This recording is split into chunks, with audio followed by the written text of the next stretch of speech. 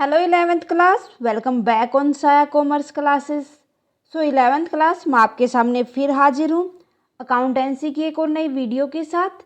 जैसा कि आपको पता है, अकाउंटेंसी में हमने लास्ट क्लास के अंदर डिस्कस किया था chapter number 2 theory based on accounting. Hope full chapter आपको अच्छे से समझ आ गया होगा, हर एक कंसेप्ट क्लियर होगा। अगर आपने अभी तक उस चैप्टर की वीडियोज़ नहीं देखी हैं तो फटाफट से प्ले लिस्ट में जाएँ और देख लें, क्योंकि स्टूडेंट्स आज हम स्टार्ट करने जा रहे हैं chapter number 3 recording of transaction first.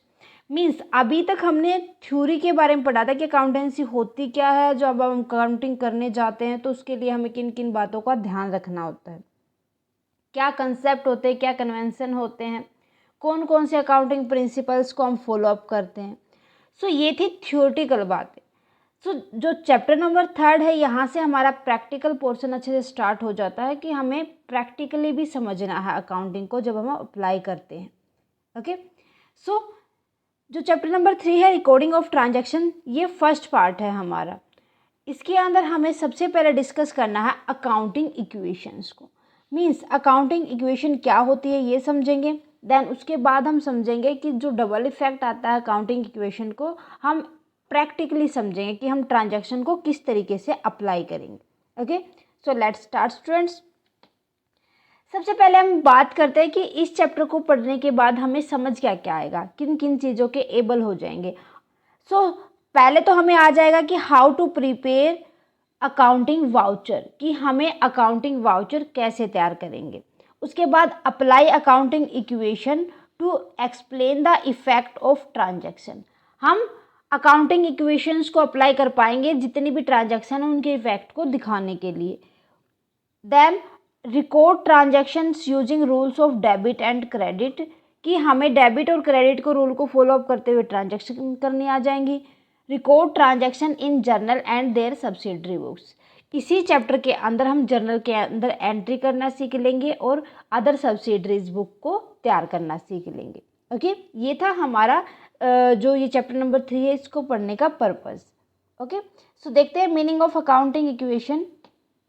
Accounting equation, भाई अकाउंटिंग इक्वेशन डबल कंसेप्ट होता है जो हमारा अकाउंटिंग का, मीन्स डेबिट और क्रेडिट के ऊपर बेस होती है। जितनी भी यहाँ पर ट्रांजैक्शन होंगी उनके 2 एस्पेक्ट होंगे, डेबिट एंड क्रेडिट। सो जितने ट्रांजैक्शन की जाएंगी उनका इफेक्ट डेबिट साइड भी आएगा और इक्वली क्रेडिट साइड भी आएगा। ठीक है, यही होता है accounting equation. An accounting equation is based on the dual concept of accounting, according to which every transaction has 2 aspects, namely debit and credit. It means that every transaction in accounting affect both debit and credit side equally. So अब हम समझेंगे कि हम किस तरीके से debit और credit effect को दिखाएंगे। Total asset of business firm are finance through the fund raise from either the outsider, कि जो अकाउंटिंग जो टोटल असेट होती है किसी भी फर्म के पास, वो किस वजह से बढ़ती हैं कि जो आउटसाइडर होते हैं जो पैसा हमारे से उधार लेते हैं उनसे, है ना, या उनके थ्रू ही हम जिनको पैसा देते हैं हमें इंटरेस्ट वगैरह मिलता है, तो वो कौन हो जाएंगे, क्रेडिटर्स हो जाएंगे। प्लस एंड द ओनर, कि जो ओनर्स होते हैं वो जितना कैपिटल लेके आते हैं वो प्लस क्या कर देंगे, capital. Means total asset is equal to total creditor plus में टोटल कैपिटल होता है। क्लियर है।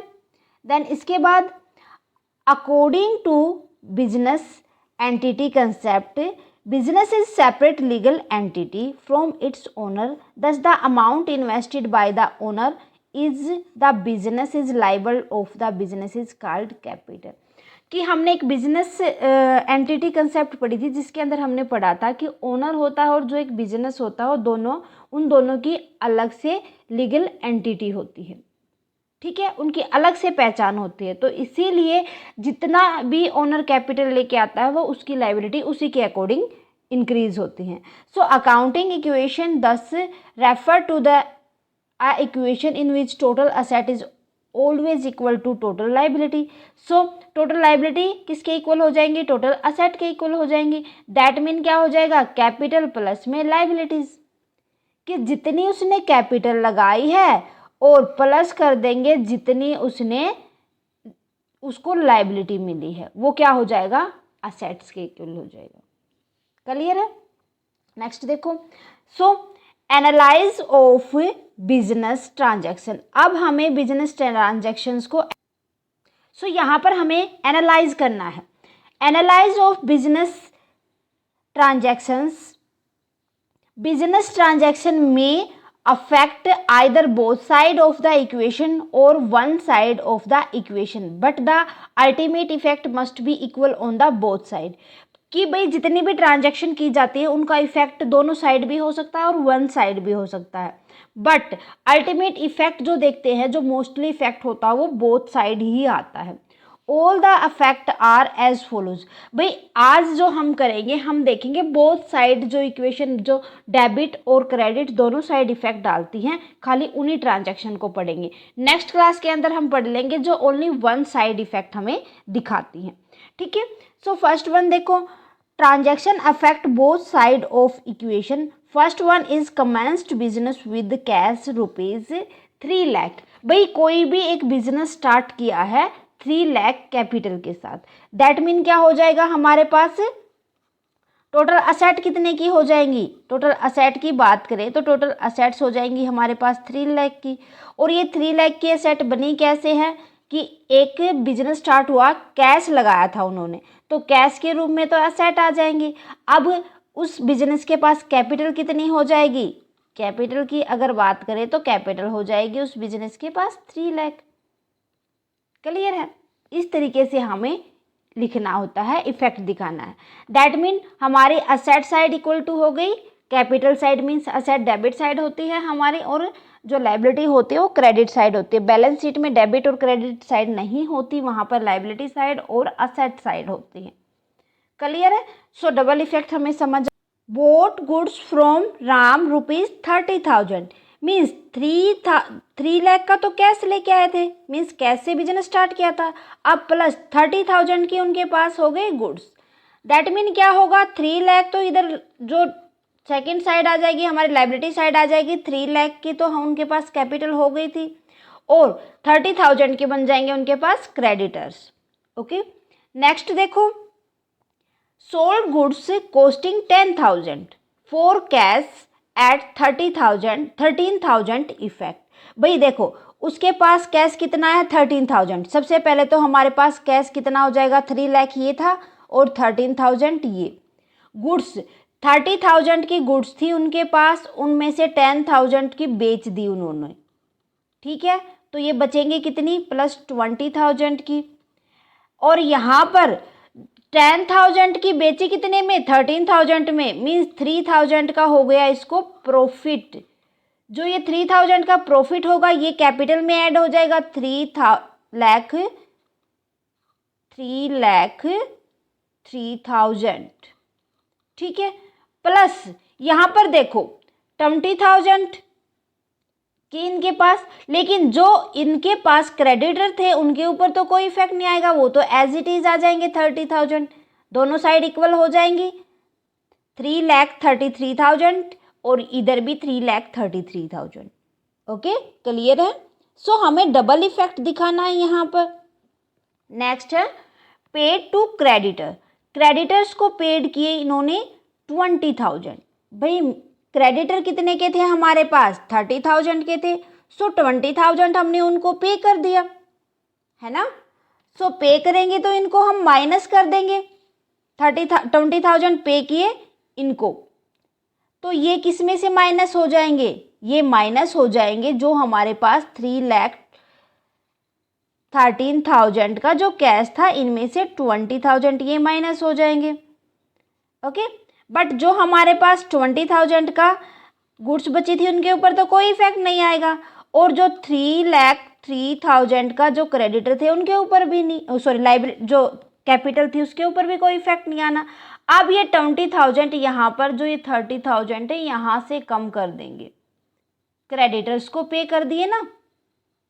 ओके, सो अब हमारे पास टोटल देखो यहाँ पर 3,000 3,13,000 में से 20,000 माइनस करेंगे तो ये हमारे पास बचेगा 2,93,000 और प्लस में 20 और इधर आ जाएगा 3,03,000 के ऊपर तो कोई इफेक्ट नहीं आया, बट हमारे पास क्रेडिटर बच गए 10,000 के।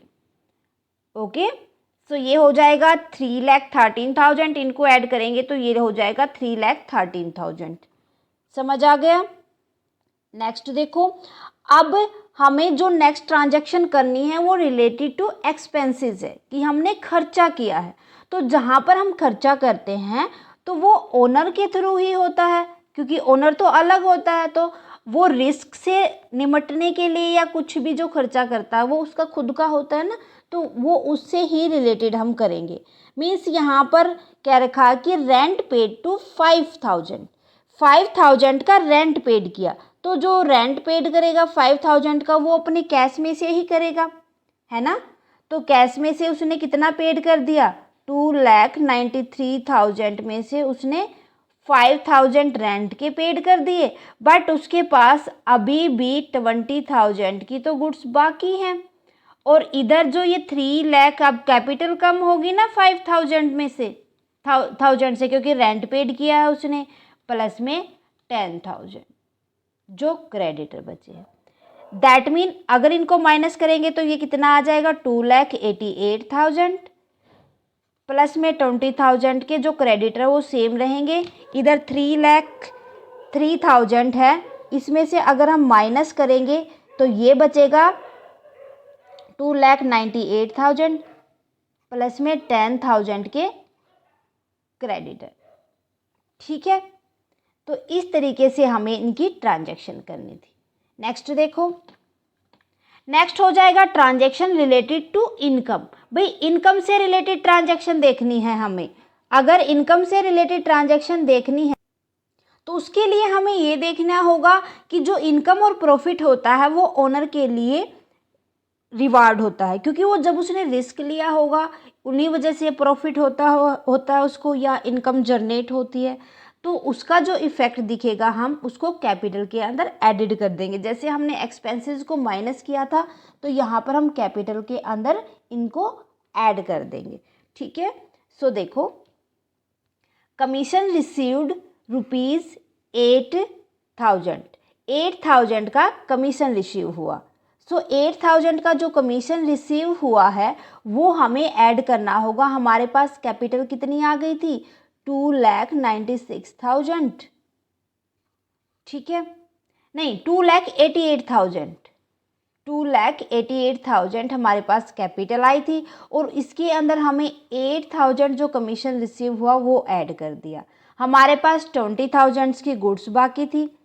एंड सेकेंड साइड की अगर हम बात करें तो सेकेंड साइड हमारे पास 2,98,000 कैपिटल के बचे हुए थे, तो हम उसके अंदर 8,000 जो हमारे को कमीशन रिसीव हुआ था वो हमारी कैपिटल के अंदर भी तो ऐड होगा ना, वो ऐड कर देंगे।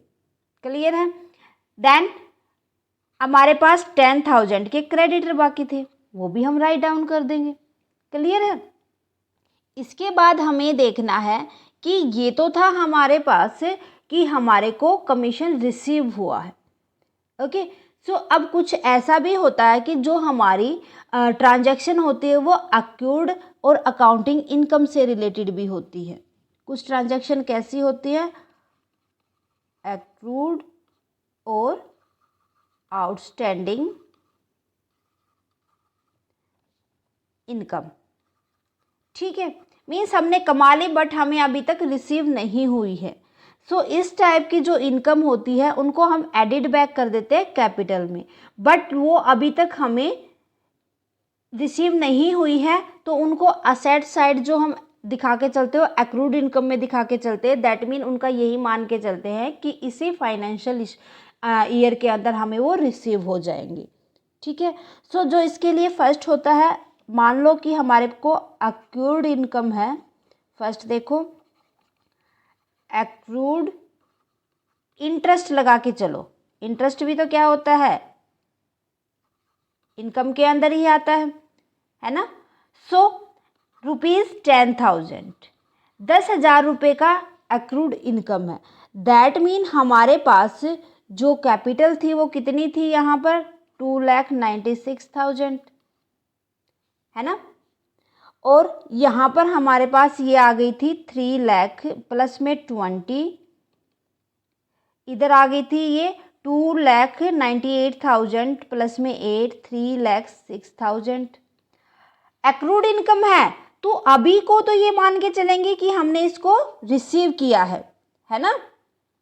दैट मीन हम क्या कर देंगे, इसको कैपिटल के अंदर तो अभी के अभी ऐड कर देंगे, प्लस में 10,000 और कर दो 3,06,000 कैपिटल के अंदर तो हम इसको तभी ऐड कर देंगे, कितने से, हमारे को 10,000 की रिसीव हुई थी ना, सो 10,000 से, ठीक है। बट जो हमारे पास एक्रूड इंटरेस्ट आया था उसका इफेक्ट दिखाने के लिए हमें उसको कैपिटल के अंदर ऐड करना होगा बट वो अभी तक रिसीव नहीं हुई है, तो हम उसको असेट साइड में भी ऐड करेंगे, क्या मान के कि हमें ये इसी अकाउंटिंग ईयर के अंदर रिसीव हो जाएगा। क्या मानेंगे इसको कि ये इसी अकाउंटिंग ईयर के अंदर रिसीव होगा हमें। ये प्लस में 10,000 जो हमारे पास बचे थे क्रेडिटर्स, यहाँ हम इसको ऐड कर देंगे 2,96,000 प्लस में 10,000 और प्लस में जो 20,000 की हमारे पास गुड्स बची थी। क्लियर है। देन ये तो बात थी हमारे पास अगर अकर्ड इनकम या इंटरेस्ट है, दैट मीन अगर हमारे पास कोई भी प्रीपेड और एडवांस इनकम हो तो उसका ट्रीटमेंट भी हमें करना पड़ता है। तो जो जितना भी हमारे पास किससे related transaction related to prepaid या एडवांस इनकम, कोई भी प्रीपेड या एडवांस इनकम है तो उसकी भी तो एंट्री हमें करनी पड़ती है। हमारे पास वो करंट ईयर से तो रिलेटेड होती नहीं, तो हम इनको कैपिटल के अंदर ऐड नहीं कर सकते। जब ये अमाउंट रिसीव हो जाएगी तो हम उसी टाइम पर इसको कैपिटल के अंदर इंक्लूड कर देते हैं, अदरवाइज नहीं, ठीक है। तो इनका इफेक्ट दिखाने के लिए हमें क्या करना होगा कि उन्हें पेंडिंग रखना होगा। मान लो हमारे से कहा गया है कि हमारे को जो 10,000 की कैपिटल हमें रिसीव हुई थी, 5,000 की मान लो हमारे पास क्या है, ये 5,000 के प्रीपेड एक्सपेंसेस है या प्रीपेड इनकम है हमारे पास। हम इसको क्या करेंगे, दिखाएंगे ज़रूर यहाँ पर, लेकिन अलग से दिखा देंगे ट्रांजैक्शन में कि हमारे पास 2,96,000 के तो कैश बचा था, प्लस में यहाँ पर हमारे पास प्रीपेड इनकम है जो हमारे करंट ईयर से रिलेटेड नहीं है और 20,000 की हमारे पास गुड्स बची थी, इक्वल टू दिखा देंगे। उसी तरीके से 3,16,000 के हमारे पास क्रेडिट आ गए थे, प्लस में 10,000 के हमारे पास कैपिटल थी, 10,000 के क्रेडिट थे और 5,000 के जो प्रीपेड इनकम थी वो हम जो कैपिटल के अंदर हम ऐड ऑन करेंगे, ठीक है। तो इस तरीके से हमें जो भी ये इफेक्ट दिखेगा बोथ साइड दिखाना पड़ेगा, हमें लाइबिलिटी साइड और इसका जो असेट साइड में ऐड बैक करके दिखा देंगे कैश कॉलम में। क्लियर है। इनको हम ऐड कर देंगे तो ये हमारे पास आ जाएगा 3,01,000 प्लस में 20,000, ये हो जाएगा हमारे पास। इसको तो हमें ऐसे ही दिखाने की ज़रूरत है, बेशक मत दिखाओ आप अलग तरीके से, बस ऐसे ही दिखा दो। क्लियर है।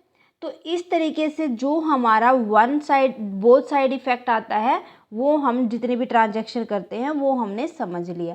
नेक्स्ट क्लास के अंदर हम जितने भी हम अकाउंटिंग इक्वेशन तैयार करते हैं उनका वन साइड जो इफेक्ट पड़ता है उसको समझ लेंगे, ठीक है। मेरे ख्याल से आज के लिए स्टूडेंट बस इतना ही, मिलते हैं नेक्स्ट क्लास में। स्टूडेंट आज की क्लास कैसी लगी मुझे कमेंट करके बताएं। क्लास अच्छी लगे तो प्लीज़ लाइक और अदर स्टूडेंट के साथ ज़्यादा से ज़्यादा शेयर करें। अगर आप चैनल पर नए हैं तो फटाफट से साया कॉमर्स क्लासेस को सब्सक्राइब कर लें और बेल आइकन को दबा लें ताकि आने वाली क्लास की नोटिफिकेशन आपको मिल सके। Thank you very much student, bye bye and take care. मिलते हैं नेक्स्ट क्लास में।